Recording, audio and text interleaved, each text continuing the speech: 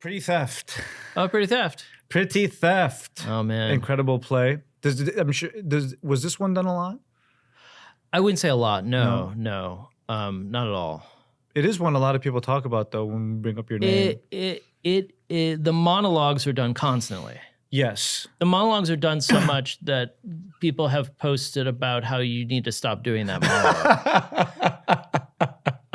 Like there's like last year, like someone who was it has reached England. Yeah. Because there's someone in England who was doing auditioning a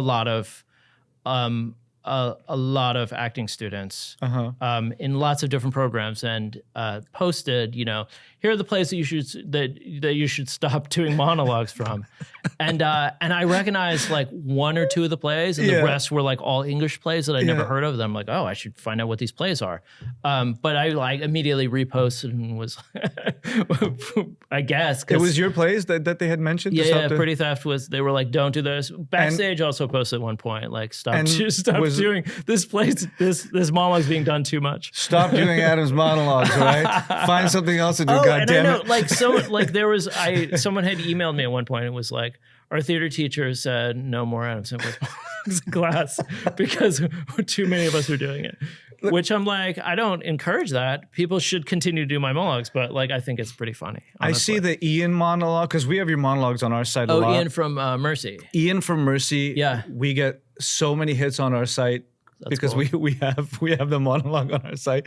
Yeah. And then I mean, Google is just filled.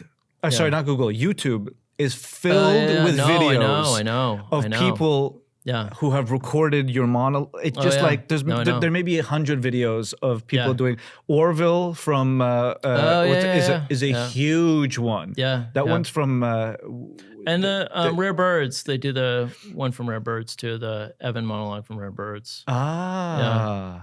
People like that. Yeah. But Pretty Theft was like the first one in which this started happening. And this play, was published in like 2009 or something.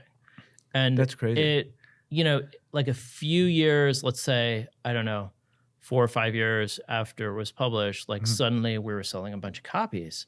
And it was like kind of word of mouth, and suddenly and it kind of hasn't stopped. It's just, I still, I think that play is probably still the bestseller of all my plays. Amazing. Not done that much, but it's got a bunch of monologues in it that people really like to do.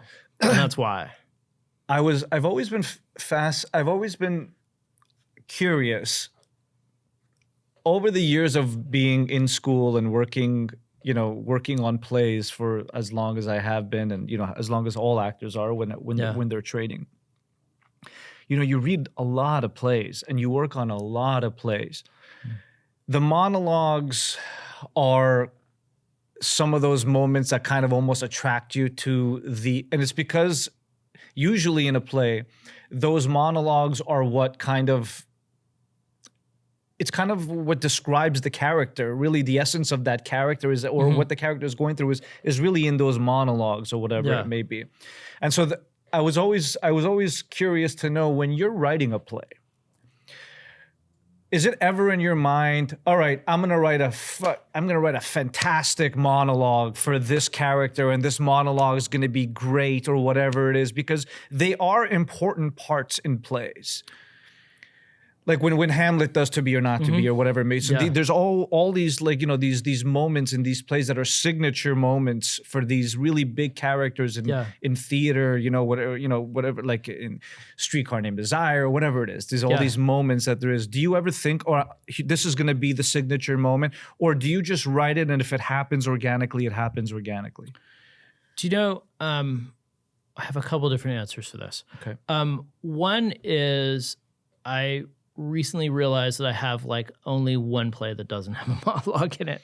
Almost all my plays have monologues in them. Some have multiple monologues. Some have one.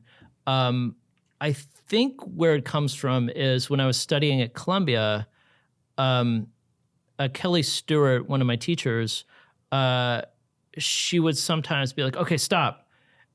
We were writing in class, and she'd be like, stop. Okay, now write a monologue.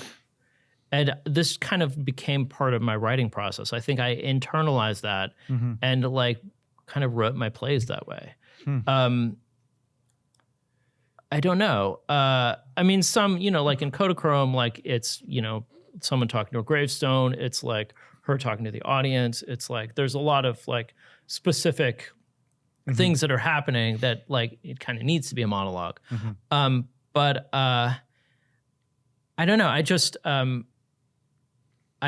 think I just like started to like monologues and then started to be like, oh, this is kind of a fun thing for us to get to know this person. Yeah. And also like, especially like if we can keep the drama happening while this is happening, like then like it helps us instead of like takes us out of it, which is what happens sometimes with monologues when the monologue is not